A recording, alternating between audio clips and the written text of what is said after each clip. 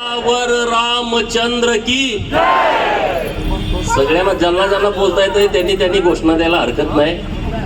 सियावर रामचंद्र की पवन पुत हनुमान की उमापति महादेव की भारत माता की गो माता की हिंदू धर्म की छत्रपति शिवाजी महाराज की धर्मवीर छत्रपति संभाजी महाराज की विश्वरत्न डॉक्टर बाबासाहेब आंबेडकरांचा.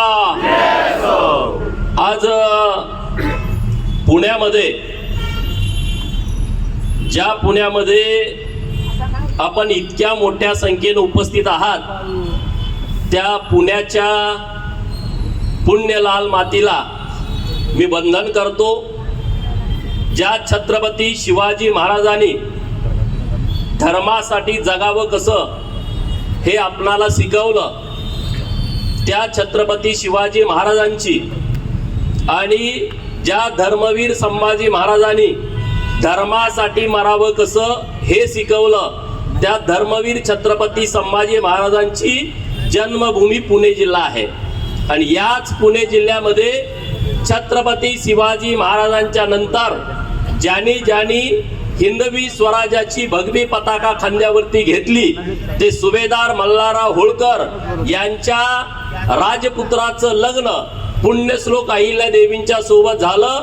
तेही शनिवार वाडा याच पुण्यामध्ये आहे. अशा पुण्यामध्ये हिंदुत्वासाठी हिंदू समाजासाठी काम करण्याची प्रचंड शक्ती माझ्यासारख्या कार्यकर्त्याला मिळाली. 12 हत्तीचं बळ तुमच्या सर्वांच्या उपस्थितीनं माझ्यासारख्या सामान्य कार्यकर्त्याला मिळालं. त्याबद्दल मी पुण्याच्या भूमीला मनापासून वंदन करतो. तुमच्या सर्वांचं मनापासून आभार व्यक्त करतो. आता आपले महाराज जे एकदम मुलूक मैदान तोप आहेत हिंदुत्वाची आणि ते हिंदुत्वाची भूमिका अत्यंत परखडपणे मांडतात. आपल्या ताई आहेत ज्यांना मी अहिल्यानगरमध्ये ऐकलं पहिल्यांदा, त्या आज दुसऱ्यांदा त्यांना पुण्यामध्ये ऐकतोय. त्याही अत्यंत परखडपणे हिंदुत्वासाठी आपल्या भूमिका मांडतायत. मित्रांनो, या देशामध्ये हिंदू समाज हा बहुसंख्य आहे तरी सुद्धा आपल्याला मोर्चा का काढावा लागतोय. माझे पत्रकार मित्र आहेत त्यांना प्रश्न पडला, मला तिथं गडबडीत पत्रकार मित्र विचारत होते की सरकार तुमचं आहे ना मग तुम्ही मोर्चा का काढताय. हिंदूला मोर्चा काढण्याची वेळ येते कारण हिंदू संविधान मानणार आहे. हिंदू संविधानाच्या चौकटीमध्ये राहून आंदोलन करतो. आता मी भूमिका काय मांडली की आमच्या सांगली जिल्ह्यामध्ये एक आमची हिंदू भगिनी जिचं लग्न कोरोनाच्या काळामध्ये झालं. कोरोनाच्या काळामध्ये आपल्या सर्वांना माहित आहे लॉकडाऊन होतं. लग्न ठरवण्यासाठी मुलीच्या घरी जाणं येणं बंद होतं आणि हे जे ऑनलाईन पद्धतीनं वधूवर सूचक मंडळ चालवतात त्या लोकांनी ऋतुजा राजगे म्हणजे तिच्या माहेरकडच्या जे पाटील आहेत, वडील डॉक्टर आहेत, आई गृहिणी आहे, त्यांच्याकडं हे स्थळ आणलं की अशा अशा पद्धतीनं एक मर्चंट नेव्हीमध्ये काम करणारा मुलगा आहे आणि त्यालाच लग्न करायचं आहे. आणि मग ते लग्न झालं. लग्न झाल्याच्या नंतर काय घडलं महाराजांनी तुम्हाला सांगितलं की एक हिंदू समाजातली मुलगी लग्न झाल्यानंतर जेव्हा सासरी गेली तेव्हा तिच्या लक्षात आलं की यांच्या घरामध्ये देवाराच नाही. म्हणजे देवारा आहे पण देवाऱ्यात साहित्य ठेवलंय. हे काही आपल्या घरात जे आपण आडगडी टाकतो ते सगळं साहित्य देवाऱ्यात टाकलंय आणि देवाऱ्यातले देव या पादऱ्यांनी नदीमध्ये विसर्जित केले. देवाला शिव्या देतात. मी लोकांच्याकडून माहिती घेतली हे तुमच्याकडे आल्यावर काय करतात हे गोडगोड बोलून घुसतात. डॉक्टर बाबासाहेब आंबेडकर साहेबांच्या संविधानानं धर्म प्रचार करणं गुन्हा नाही आहे परंतु अज्ञानाचा गैरफायदा घेऊन त्यांना आमिष दाखवून त्यांच्यावरती जबरदस्ती करून धर्मांतरण करणं हा 100% गुन्हा आहे. आणि तशा पद्धतीनं या मुलीच्या कुटुंबाची तुम्ही फसवणूक केली. ही हिंदू समाजामध्ये जन्माला आलेली मुलगी, हिंदू पद्धतीनं पूजापाठ करणारी मुलगी, हिंदू धर्माचं काटेकोरपणे पालन करणाऱ्या मुलीचं धर्मांतरण केलेल्या घरामध्ये तुम्ही लग्न लावून देता, ही 100% फसवणूक नाही का? मग त्या पादऱ्याला काय जोड्यानं मारलं पाहिजे का त्याला पुजला पाहिजे? तुम्ही सांगा, काय केलं पाहिजे? हा, जोड्यानं काय नाही ताई म्हणते, जोड्यानं नाही त्याला बुटानं मारला पाहिजे. आणि मी भूमिका काय मांडली की आमच्या ऋतुजाला न्याय द्या, तिची ती आत्महत्या नाही आहे. या पादरीनं, तिच्या सासऱ्यानं, तिच्या सासूनं, तिच्या नवऱ्यानं घडवून आणलेली ही हत्या आहे. कारण तिच्या पोटामध्ये जो गर्भ होता 7 महिन्याचा, आपल्याकडे गर्भ संस्कार केले जाते ज्याला आपण डोवाळे जेवण म्हणतो. डोवाळे जेवण घालायचं म्हणून आईकडं लगबग सुरू होती. तिचा भाऊ आहे, तिची वहिनी आहे, भावाची मुलं आहेत. तिकडं आनंदी वातावरण होतं की आता आपण डोवाळे जेवण घालायचं. इकडं पादरी काय म्हणतोय की तिच्यावरती ख्रिश्चन पद्धतीनं धर्मसंस्कार झाले पाहिजेत, तिनं बायबलचं वाचन केलं पाहिजे, तिनं चर्च मध्ये आलं पाहिजे. ती मुलगी मानायला तयार नव्हती. जेव्हा वट पौर्णिमेचा सण आला तेव्हा तिला सासूनं सण करू दिला नाही. जेव्हा घरामध्ये संकष्टीचा दिवस असतो तेव्हा ही उपवास धरायची, तेव्हा हे घरामध्ये मटण आणायचे. एकादशीच्या दिवशी चिकन आणायचे. म्हणजे इथं आता मला मोर्चामध्ये कळलं की एका गटाची लोक त्या मोर्चात पुढं पळतायत. ते घर पण तसंच आहे. ते घर एका दिवशी दगडू सेट गणपतीच्या तिकडं मटण खाऊन जातात. तुम्हाला सगळ्यांना माहित आहे ते घर कोण आहे. त्याचे सासू ख्रिश्चन आहे, नवरा ब्राह्मण आहे, बाप मराठा आहे, आई कुणी आहे, असं कॉकटेल घर आहे. आणि ती लोक आता सगळी इकडं मोर्चामध्ये गोपीचंद पडळकरची आमदारकी गेली पाहिजे. अरे वा, गोपीचंद पडळकरची आमदारकी म्हणजे काय परड्यातला भाजीपाला आहे का? अरे जत मधल्या मायबाप जनतेने मला 40,000 मताच्या फरकाने निवडून विधानसभेमध्ये पाठवलंय. ते तुम्ही सांगण्यामुळे माझी आमदारकी जाऊ शकते का? सांगा, जाऊ शकते का? आणि दुसरं, या मोर्चामध्ये बाबासाहेबांचा फोटो घेऊन हे फिरायला लागले. याचं अतीव दुःख आहे. अरे डॉक्टर बाबासाहेब आंबेडकर साहेबांना मानणारा या देशातला प्रत्येक कार्यकर्ता हे मान्यच करणार नाही. 5 फेब्रुवारी 1938 ला जनता दैनिकामध्ये बाबासाहेबांची एक मुलाखत आलेली आहे. आणि बाबासाहेब म्हणतायत की या हिंदुस्थानामध्ये जे ख्रिश्चन आणि मुस्लिमीकरण, जे धर्मांतरण सुरू आहे हे आम्हाला मान्य नाही आहे. या लोकांना, मागासवर्गीय लोकांचं काही पडलेलं नाही. या मशिनऱ्यांना फक्त यांना ख्रिश्चन करायचं आहे आणि मग यांची जबाबदारी नाही. मग त्यांचं राजकीय भवितव्य काय आहे, त्यांचं शैक्षणिक भवितव्य काय आहे, त्यांचा सामाजिक स्तर उंचावणार की नाही उंचावणार, याच्याशी या मशिनऱ्यांना अजिबात देणं घेणं नाही. हे मी म्हणत नाही, हे खुद्द महामानव डॉक्टर बाबासाहेब आंबेडकर साहेब म्हणतायत. आणि मग जे फोटो घेऊन त्या मोर्चामध्ये नाचतायत, एक तर तुम्ही बाबासाहेबांना मानणारे नाही, तुम्ही कोणतरी दुसरे तिसरे लोक आहात. बाबासाहेबांची ही भूमिका होती. बाबासाहेबांना ख्रिश्चन आणि इस्लामीकरण हे भारतामध्ये होणं हे मान्य नव्हतं. ते काय म्हणायचे, यांनी जर धर्मांतरण मोठ्या प्रमाणामध्ये हिंदुस्थानामध्ये केला तर हिंदुस्थानाला धोका पोहोचू शकतो. हे डॉक्टर बाबासाहेब आंबेडकर साहेबांचं वाक्य आहे. आणि त्यामुळं तुम्ही सगळेजण ज्या विचारानं बाबासाहेबांचा फोटो घेऊन त्या मोर्चामध्ये जात आहे आणि म्हणते आम्ही शांती प्रिय आहे, आम्ही प्रार्थना करतो, आम्ही चांगलं. आणि मला तर आता शिव्या द्यायचं सुरू आहे त्यांचं त्या सगळ्या मोर्चामध्ये. मला काही फरक पडत नाही, मला त्यांच्याशी देणं घेणं नाही. पण आज या भूमिकेमुळं महाराष्ट्रामध्ये हे किती पादरी खालीपर्यंत गेले. खेड्यापाड्यामध्ये सुद्धा हजारोचे मोर्चे निघायला लागले. या महाराष्ट्रासाठी आणि भारतासाठी अत्यंत विचार करण्याची ही बाब आहे, विचार करण्याची बाब आहे. इतके सगळे बाहेर पडायला लागले आणि मागणी त्यांची गोपीचंद पडळकरची आमदारकी रद्द करा. अरे म्हणून मी म्हटलो, अरे तुम्ही मुक्याला बोलायला लावताय, तुम्ही आंधळ्याला दिसायला लावताय, तुम्ही पांगळ्याला चालायला लावताय, तुम्ही बहिऱ्याला ऐकायला लावताय, तुम्ही ज्याच्याला किडनी नाही त्याला किडनी आमचा येशू देतो म्हणताय. आणि मग हे सगळं घडतंय तर माझी आमदारकी रद्द करण्यासाठी तुम्ही रस्त्यावरती कशाला बोंबलताय असं मी म्हणलो. बरोबर आहे की नाही? तुम्ही येशूला सांगून चमत्कार करा ना, माझी आमदारकी गायब करून टाका. मग मी तुमचं म्हणत ऐकतो ना, ज्यांनी धर्मांतरण केलाय त्यांना पण माझा हा सवाल आहे, ते आपल्याला देवाला बाहेर टाकताना देवाला आपल्या शिव्या देतात की नाही? देवाला तुडवतात. ते पाद्री म्हणतात तुमचा देव आमचा काही करत नाही. जर इथून पुढे देवाच्या बाबतीमध्ये चुकीचा शब्द जर तुम्ही आमच्या काढला तर तुम्हाला आम्ही ठोकणार म्हणजे ठोकणारच.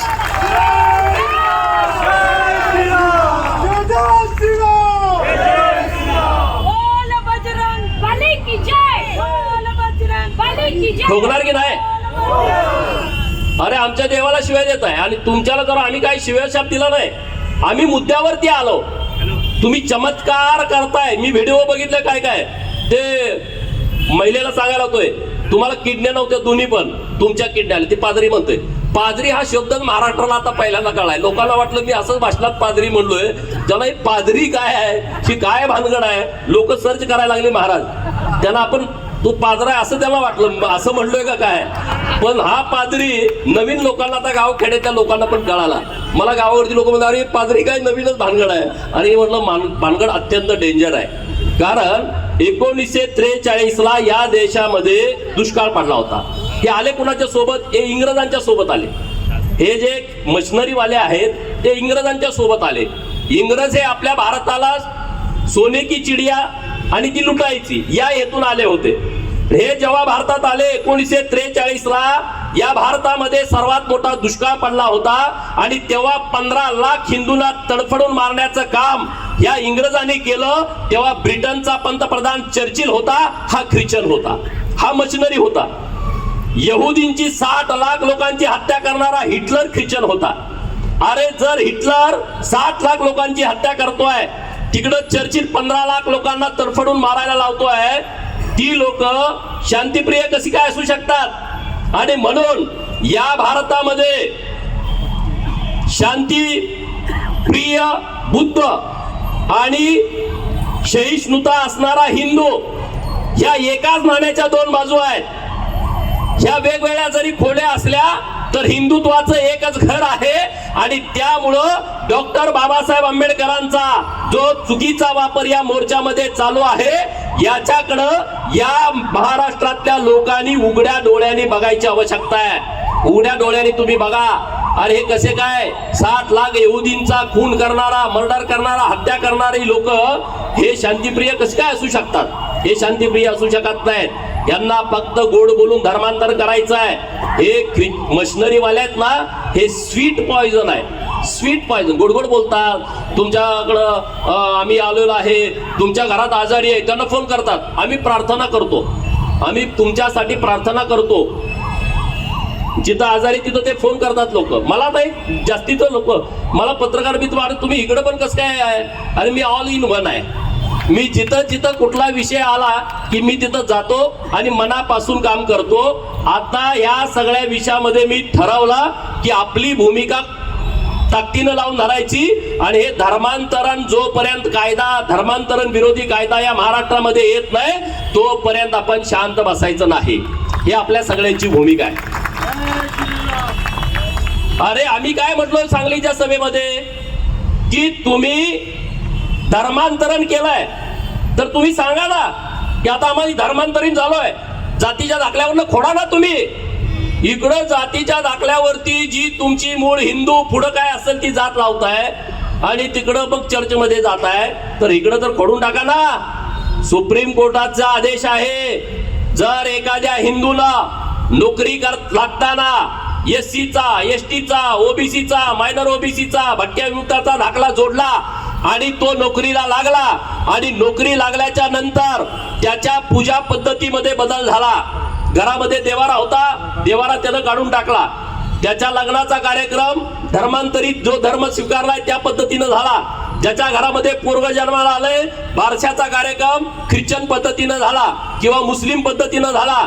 तो मेला आणि मेल्यानंतर आपल्याकडे धन दिलं जात आहे, पण त्याला नेऊन पुरला तर त्याचे पुरावे किंवा फेसबुक वरती, व्हॉट्सअप वरती रोज टाकतोय.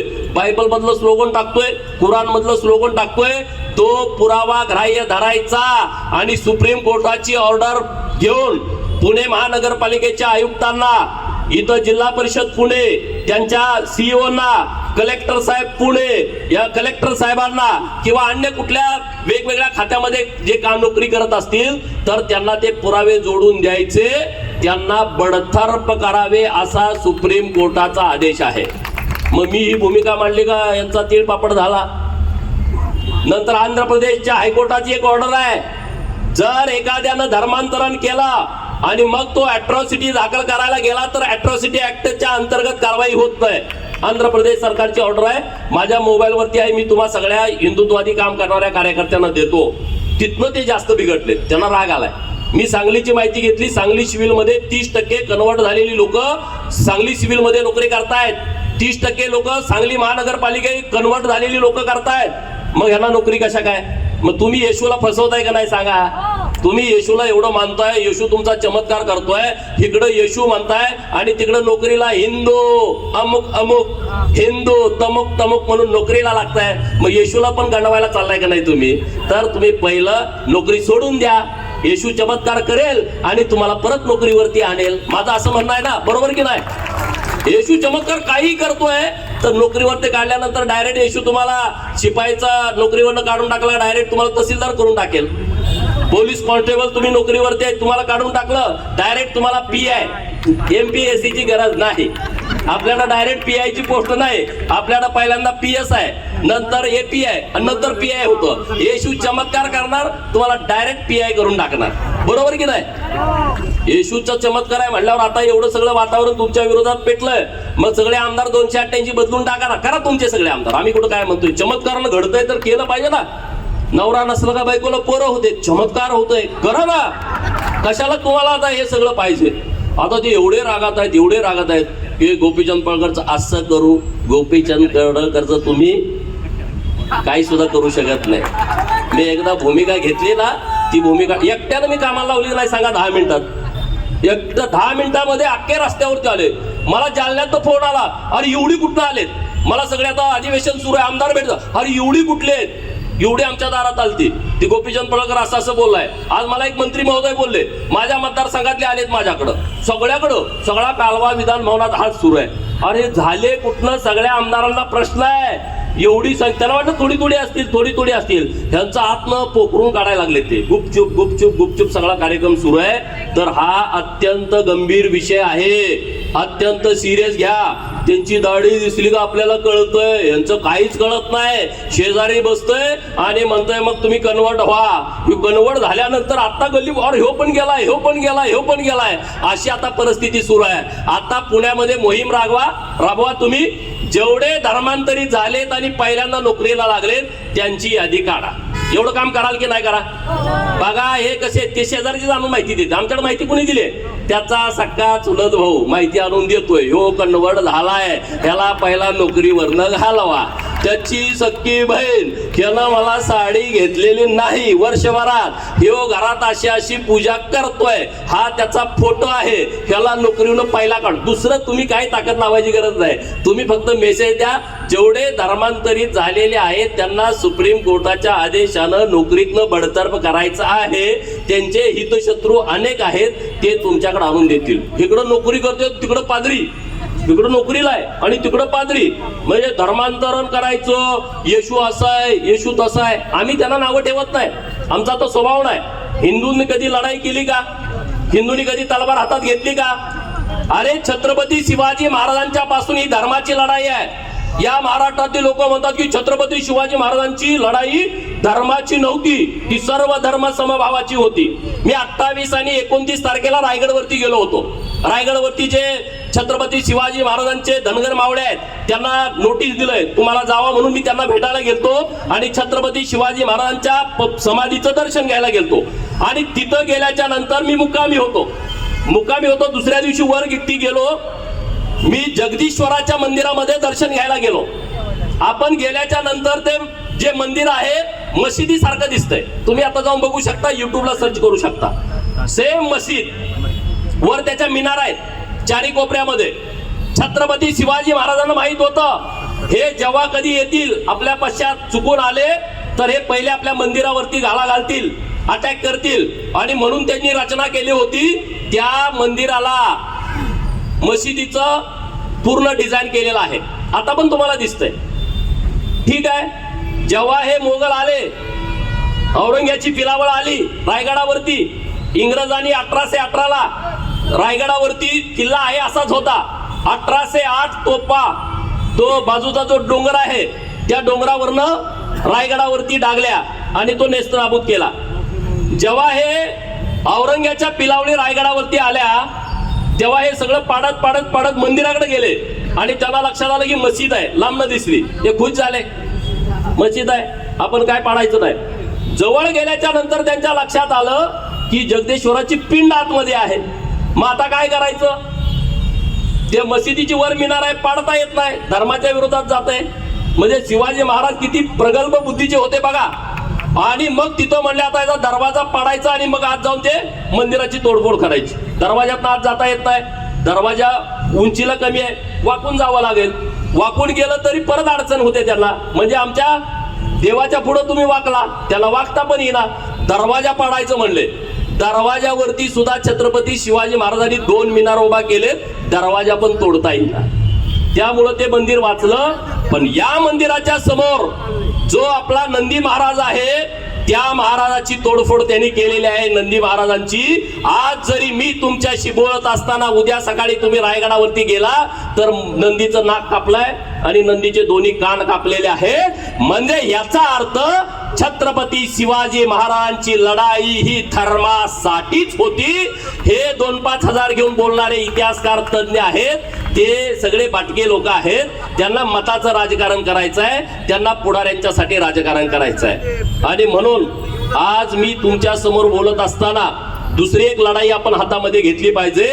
लग्न ठरवायला आल्याच्या नंतर तुम्ही त्याचा जो बायोडाटा बघताय, तो शिकलाय किती, दिसतोय कसा, पगार किती आहे, फ्लॅट कुठं आहे, त्याचा कितव्या मजल्यावर आहे, वरच्या मजल्यावर पुन्हा दिसतोय का, हे तुम्ही सगळं बघा. त्याबद्दल दुमत नाही, पण त्याच्या घरामध्ये देवारा आहे का हे पहिलं त्याला विचारा. त्या देवाऱ्यामध्ये ज्योतिबा आहे का, मसोबा आहे का, बिरोबा आहे का, मस्कोबा आहे का, हे तुम्ही तिथं जाऊन बघा. तरच त्या घरामध्ये पोरगी द्या, नाही त्या घरातली पोरगी करा, नाहीतर त्याला पहिला हाकलून द्या. हे पहिल्यांदा बघावं लागेल. बघाल ना? म्हणजे आता तुमच्या घरात जेव्हा ही सगळी लग्नाची परिस्थिती निर्माण होईल तेव्हा तुम्ही ह्या सगळ्या भूमिका घेण्याची आवश्यकता आहे, असं माझं तुम्हा सगळ्यांना विनंती वजा सांगायचं आहे. आता जेवढे मोर्चामध्ये लोक आलेत, सकाळी पुण्यात पण मोर्चा निघाला, त्याचं शूटिंग केलेलं आहे आणि ते शूटिंग केलेलं आहे. त्यामधले अधिकारी किती आहेत हे आपण आता सर्च करतोय. महाराष्ट्रामध्ये जेवढे जेवढे पादऱ्यांचे मोर्चे झाले त्याचं सगळ्यांचं शूटिंग आलेलं आहे. आणि त्यामुळे जेवढे नोकरदार आहेत त्या नोकरदारांना आयडेंटिफाय करायचं सुरू आहे. जेवढी जेवढी लोक आलेले आहेत त्यांची पण लिस्ट काढायची आहे. तो नोकरीवरती असू नोकरीवरती नसू, त्याची एक आपल्याला लिस्ट तयार करायची आहे की तो तिकडं ख्रिश्चन झालाय, तो तिकडं पादरी सांगल तसं करतोय आणि इकडं परत आपल्या लाईनीमध्ये उभा राहतोय आणि आमच्या मागासवर्गीय लोकांचं आरक्षण घेतोय. तो राजकीय आरक्षण घेतोय, तो शिक्षणातलं आरक्षण घेतोय, तो नोकरीतलं आरक्षण घेतोय. तर त्याला परत शिक्षणातलं, नोकरीतलं आणि राजकीय आरक्षण मिळालं नाही पाहिजे, यासाठी या सगळ्या लोकांची लिस्ट तयार करायची आहे. तुम्ही कराल का? प्रत्येकाने 10 असे धर्मांतरित झालेली लोक आहेत, त्यांची जरी लिस्ट काढून तुम्ही आणली तर आपण धर्मासाठी काम केलं याचं आपल्याला समाधान लाभेल. मित्रांनो, याचं आपल्याला समाधान लागेल. मोठ्या प्रमाणात हे सुरू आहे. लोकांना वाटतं हे हिंदू लोक काहीतरी फूट पाडण्यासाठी मताच्या राजकारणाच्या गाडीत पुढे गेले. 237 आमदार आपल्याकडे निवडून आलेले आहेत. मताचं काय आहे? मत आता आहे 2029ला. आता कुठलंही मतदान आता नाही आहे, मतदान आहे 2029ला. आता जे आपलं काम चालू आहे, हिंदुस्थान जर तुम्हाला शाबूत ठेवायचं असेल तर महाराष्ट्रातल्या सगळ्या लोकांनी पुढे येऊन हे काम केलं पाहिजे. केरळामध्ये काय परिस्थिती झाली बघा. केरळामध्ये 116 RSSच्या कार्यकर्त्यांच्या हत्या झाल्या. तामिळनाडूमध्ये काय झालं तुम्ही बघा. तामिळनाडूमध्ये तो स्टॅलिन आहे. पश्चिम बंगालमध्ये काय परिस्थिती आहे, ती ममता. बांगलादेशमधल्या लोकांना एकदम बिनधास्त तुम्ही बांगलादेशमध्ये या, तुम्हाला काय करायचं ते करा. पूर्व भागातली जी राज्य आहेत, सिक्कीम असेल, मणिपूर असेल, किती तिथं आग लागली होती बघा. तिथं त्यांनी वातावरण गळून करून टाकलंय. आदिवासी माझा जमात जी आहे तो मूळ भारतीय आहे, मूळ निवासी आहे. त्यांच्यामध्ये त्यांनी असं वातावरण तयार केलंय की तुमचा आणि हिंदू धर्माचा काही संबंध आहे. तुम्ही रामाला मानू नका, तुम्ही रावणाला माना. म्हणजे रावणाचा पुतळा दहन करायचं म्हणलं तर ती लोक विरोध करतात. आणि मग राहिलं कोण?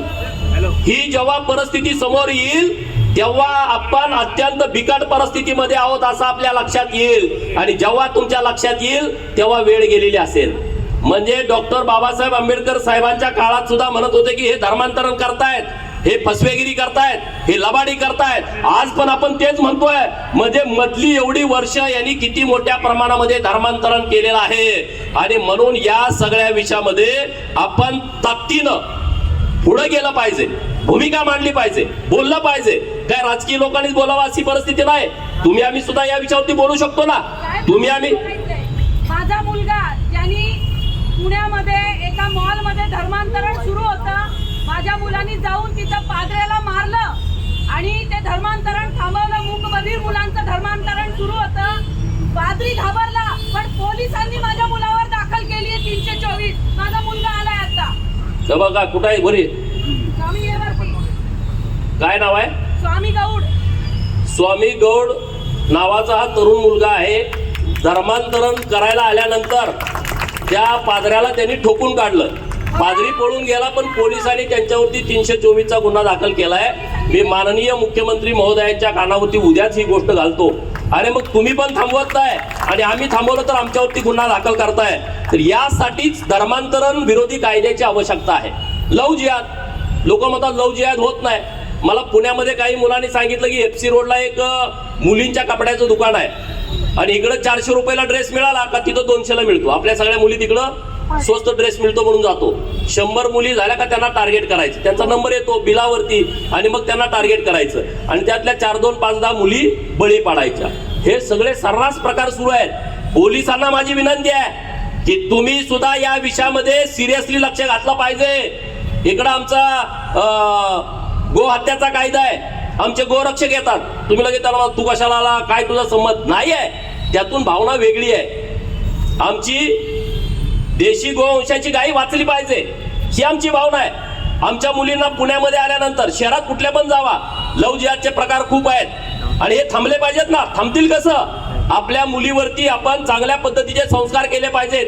तिचा मित्र कोण आहे, तिची मैत्रीण कोण आहे, व्हॉट्सअप ग्रुपवरती कोण आहे, व्हॉट्सअपवरती चॅटिंग कुणाची करते, फेसबुकला तिचे मित्र कोण आहेत, इन्स्टाला व्हिडिओ टाकते, कोणीतरी लाईक करतंय, काहीतरी करतंय आणि तो सगळा फसवा बाजार आहे. कोणाची तर जीन्स उसनी घेते, बूट कुणाचा तरी उसना, गाडी कुणाची तरी फोटो काढाय पुरती, शायनीची गाडी फेसबुकवरती पोरी ना ते फसवते. ते त्याचं नाही, त्याला राहायला घर पण नाही, त्याला कुणीतरी सपोर्ट करताय. हिंदूच्या मुली पाठवण्याच्या दृष्टिकोनातून षडयंत्रपूर्वक त्याला फसवलं जात आहे. या सगळ्या बाबीकडे तुम्ही आणि आम्ही लक्ष देण्याची आवश्यकता आहे. आजच एक प्रकरण घडलंय. आता मी तुमच्याशी बोलत असताना पोलीस स्टेशन मध्ये आता गुन्हा दाखल करायचं सुरू आहे. तिथं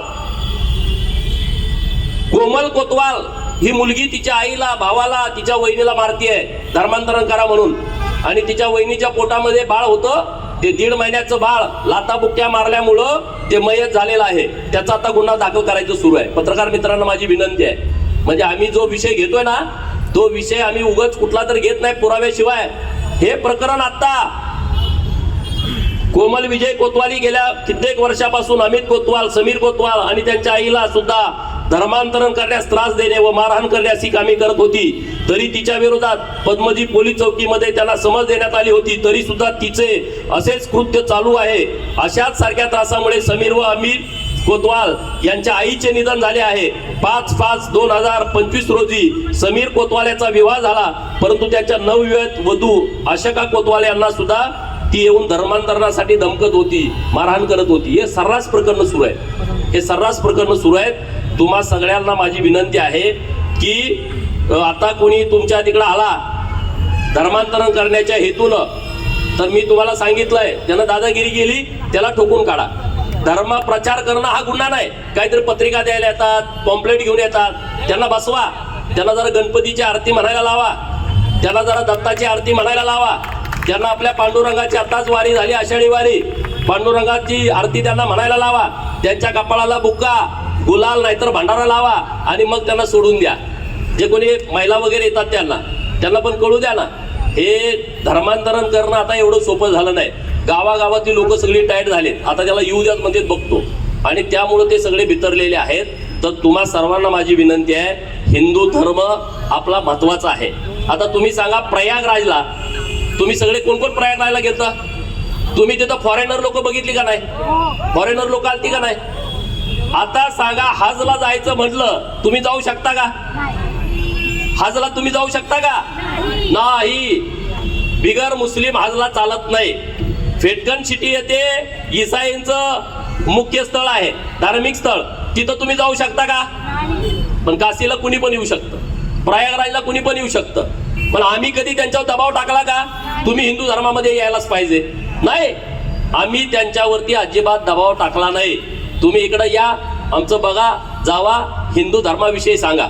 जगात आता सगळे युट्यूब काढा, तिथं सगळं हिंदू धर्माच्या बाबतीमध्ये उत्स्फूर्तपणे लोक बोलायला लागले. उत्स्फूर्तपणे युट्यूबवरती तुम्ही सर्च करा. ते आता वारीत किती लोक आली, जर्मनीवरनं लोक वारीत आले होते. आबू आजमी म्हणतो वारीचा त्रास होतोय. अरे तुला वारकऱ्यांनी नुसता असा त्या गर्दीत ढकलला तर मरून जाशील. एवढे ते बघे वारकऱ्यांचे व्हिडिओ बघितले का? सगळे ते एकदम असे आनंदात असतात, पळायला सगळे लागले. त्या गर्दीत गावला तर तुझा चेंदा मेंदा होऊन जाईल. वारकरी ते करत नाहीत, पण गर्दीत तू चेकवून मरशील. बरं झालं तू तिकडे गर्दीत गेला नाही, तुला बघितलं असता तर कोणीतरी थोबाडला असता. हे नाही चालणार ना. प्रत्येकाने उठावं, हिंदूवर बोलावं. प्रत्येकाने उठावं, हिंदूमध्ये धर्मांतर करण्याचा प्रयत्न करावा. हे इथून पुढच्या काळामध्ये अजिबात चालणार नाही. तुम्ही दूध मागाल तर आम्ही खीर देऊ, पण तुम्ही धर्म सोडा म्हणाल तर आम्ही चिरून टाकू. ही आपल्या सगळ्यांची भूमिका असली पाहिजे. ही आपल्या सगळ्यांची भूमिका असली पाहिजे. आणि म्हणून इथून पुढच्या काळामध्ये हिंदूसाठी जगायचं, हिंदूसाठी लढायचं.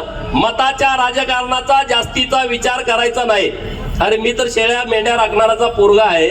मला भरपूर पार्टीने दिलं, मला लोकांनी भरपूर दिलं. इथून पुढच्या काळामध्ये लोकांसाठी आणि हिंदूसाठी काम करायचंय. छत्रपती शिवाजी महाराजांनी जे काम केलंय, धर्मवीर छत्रपती संभाजी महाराजांनी जे काम केलंय आणि पुण्यश्लोक अहिल्यादेवीने जे काम केलंय, ते काम करण्यामध्ये कुणाचा विचार करण्याची अजिबात आवश्यकता नाही आहे. सूर्य चंद्र असेपर्यंत हे काम चालणार आहे ना. सूर्य चंद्र असेपर्यंत काम चालणार. तुम्ही काश्मीरचा एक व्हिडिओ काढा घरी गेल्यानंतर. काश्मीर मध्ये 100% हिंदू होते. किती? 100% हिंदू होते. आता 1% पण नाहीत. गेले कुठं? विचार करा. या 100 वर्षातला हा काळ आहे. मी तुम्हाला 1000-1200 वर्षापूर्वीच सांगत नाही. युट्यूब वरती खूप चांगल्या स्टोऱ्या त्याबद्दल आहेत. मी आता जास्तीचा वेळ घेत नाही. पण काश्मीर मधले हिंदू कुठे गेले याचा तुम्ही शोध घ्या. जर 100% हिंदू काश्मीर मधला गायब होऊ शकतो, तर भारताची सुद्धा हीच परिस्थिती होऊ शकते. सर्व धर्म समभाव हे डोक्यानं काढून टाका. हे सगळं खोटारड आहे. हे सगळं नुसतं हिंदूसाठी आहे. ज्यांना करायचं ते करतात, पण हिंदूंनी म्हणायचं सर्व धर्म समभाव. म्हणजे हे आपल्यासाठी कामाचं नाही आहे. मंदिरामध्ये तोडफोड. आता मुळशीमध्ये अन्नपूर्णा मातेच्या मूर्तीवरती त्यांनी अत्याचार करण्याचा प्रयत्न केला. तो चांद शेख नावाचा. त्याचा बाप काय म्हणतोय, मला 8 पोर आहेत, एक ह्यासाठीच काढलाय. त्याचा बाप म्हणतोय 8 पोर आहेत. सांगलीमध्ये खानापूरमध्ये नंदी महाराजाची शिंग कापून टाकली. आत्ताची घटना आहे 2-3 महिन्यापूर्वीची. काय प्रकार आहे हा? कर्जत मध्ये मंदिरामध्ये सगळ्या जिहादींनी अतिक्रमण केलंय आणि महादेवाचं मंदिर आहे. मटण खाऊन तिथं पाणी टाकते. चालतं का हे? तुमच्या इथं चाललं असतं का? आज इथले 70 डिजिटल काढून टाकले. मला इथं युवराज नांद्रे PI साहेब कोण आहेत, त्यांनी सगळे 70 डिजिटल काढून टाकले. अभिनंदन आहे तुमचं, कौतुक आहे. पण जेवढे इथं मशिदी सरकारच्या जागेमध्ये आहेत, जेवढे चर्च पुण्यामध्ये अतिक्रमित जागेत आहेत, तुमच्यात दम आहे, उद्यापासून JCB लावून पाडून टाका. मी तुमचा परत इथं सत्कार घेतो. इथं सत्कार घेतो ना तुमचा आम्ही.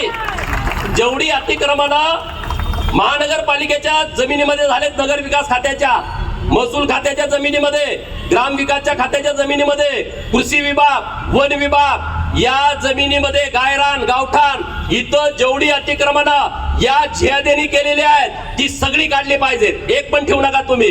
ते काय त्यांच्या बापाची प्रॉपर्टी नाही आहे, ही महाराष्ट्र शासनाची प्रॉपर्टी आहे आणि ती महाराष्ट्र सरकारच्या ताब्यात असली पाहिजे. सर्व इथल्या प्रमुख अधिकाऱ्यांना माझं आव्हान आहे, तुम्ही लिस्ट काढा आणि तुम्ही ते सगळं अतिक्रमण काढून टाका. तुमचा आम्ही परत 10,000 लोक इथं गोळा करून आम्ही तुमचा सत्कार करू. आम्ही तुम्हाला वाईट बोलणार नाही. का रे बाबांनो, काय डिजिटल इथं ऋतुजाला न्याय मिळावा ही डिजिटल आहे. डिजिटल वरती आम्ही चुकीचं काय लिहिलंय का? नाही. कुणाच्या भावना दुखावण्याचा काय प्रयत्न आमचा आहे का? नाही. तुमच्या नुसत्या भावना आम्ही नुसतं डिजिटल लावलं का दुखावतेत? अरे आमच्या पुरीची तुम्ही हत्या केली, मग आमच्या भावनेचं काय? याचा विचार कोण करणार? याचा विचार तुम्ही सर्वांनी केला पाहिजे. लव्ह जिहादच्या बाबतीतल्या मुली जेव्हा पोलीस स्टेशनला येतात, तुम्ही म्हणता 18 वर्ष पूर्ण झालाय, मुलगी तिचा निर्णय घेऊ शकते, तिच्या आईला भेटू देत नाही, तिच्या बापाला भेटू देत नाही, तिच्या भावाला भेटू देत नाही. ते म्हणले मुलगी स्वतंत्र आहे, 18 वर्ष पूर्ण झाली, तिचा ते निर्णय घेत. अरे तिला आम्ही सांभाळले. पोटच्या गोळा आम्ही सांभाळाय ना, आणि तिला तुम्ही 18 वर्ष आज झाली का तुम्ही रात्री पळवून घेऊन जाताय आणि परत त्या आईला भेटू देत नाही. मला सर्व महाराष्ट्रातल्या PI साहेबांना हात जोडून विनंती करायची आहे, तिथल्या DYSP ना विनंती करायची आहे, तिथल्या SP ना विनंती करायची आहे. तिच्या आई वडिलांना 1 तास 2 तास 3 तास दिवसभर बोलू द्या ना, काय अडचण आहे? ते बोलतील तिच्याशी. हे एवढं तिच्या मनामध्ये भरवते, ते म्हणते आई माझी नाही, बाप माझा नाही, तिच्याशी बोलायचं नाही. पोरींना पण माझी हात जोडून विनंती आहे, मी जी प्रकरणं आता बघतोय ना, खरं तर डोळ्यात पाणी आणणारी ही प्रकरणं आहेत. आणि असं करू नका की ज्या तुमच्या वागण्यानं बापाला गावात जगणं मुश्किल होईल, ज्या तुमच्या वागण्यानं आईला तिचं तोंड सुद्धा गावात पाहुण्यात दाखवता येणार नाही, कुणाच्या लग्नात जाता येणार नाही, कुणाच्या कुठल्या कार्यक्रमात जाता येणार नाही. असं पाप आपल्या मुलींनी करू नये, अशी माझी त्यांना हात जोडून सर्वांना विनंती आहे. धनगर वस्तीवरती जात आहेत हे, आणि ते म्हणतात येशू मेंढपाळ पुत्र आहे. बरोबर आहे, येशू मेंढपाळ पुत्र आहे, तर सगळ्या ख्रिश्चनांनी हिंदू धनगर व्हावं असं मी आव्हान त्या सगळ्या लोकांना करतो ना. मूळ आहे ना, मी येशू मेंढपाळाचा पोरगा आहे, मी पण मेंढपाळाचा पोरगा आहे. मी तुम्हाला सगळ्या पादऱ्यांना सांगतो, तुम्ही सगळे हिंदू धनगर व्हा, कपाळाला भंडारा लावा आणि येळकोट येळकोट जय मल्हार म्हणा. मी तुमचं संरक्षण करतो. कशाला मोर्चा काढायला लागताय? कशाला या भानगडीमध्ये पडताय? तिकडं महेश दादाला कोणतरी धमकी देतंय फेसबुकवर, तिकडं संग्राम दादाला कोणतरी धमकी देतंय फेसबुकवर. तो दौंडचा एक लयच बोलला, तुला आता आम्ही घोडा लावतोय, तू आता टेन्शन घेऊ नको, तू लय मोठा गुंड आहे म्हणे. तुझा बाजार 100% आम्ही उठवतो. पण सरकारकडे मी मागणी करतो, महेश दादा लांडगे आणि संग्राम भैया जगताप यांना प्रोटेक्शन देण्याची व्यवस्था सरकारच्या माध्यमातून करावी. हे हिंदू धर्मासाठी लढतायत आणि भूमिका मांडतायत, चांगल्या पद्धतीने बोलतायत. हिंदू में जन्म लेके आए हैं, हिंदू ही कहलाएंगे. हिंदू में जन्म लेके आए हैं, हिंदू ही कहलाएंगे. जब तक सीने में जान है, जिहादियों को दफनाएंगे. जब तक. तर एवढंच या निमित्तानं बोलतो. पुणेकर इतक्या मोठ्या संख्येनं तुम्ही सगळेजण आला, त्याबद्दल मनापासून